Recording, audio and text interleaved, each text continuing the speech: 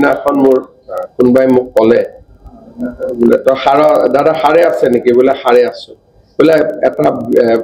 পঠাই দিছো আপুনি চাওক বহুত হাঁহিব পাব তাতে এটা মই দেখিলো অখিল গগৈৰ ফেচবুক তেওঁ লাইভ কৰিছে আৰু যোনে তেওঁৰ এগেইনষ্টত লিখে নাম ধৰি তাক গালি পাৰি আছে একদম মই নিশ্চিত যে অখিল গগৈৰ কিবা এটা হৈছে কিন্তু কি হৈছে মই কোৱাটো উচিত নহয় এটা আপোনালোকে নিজে নিজে আন্দাজ কৰক এই অমুক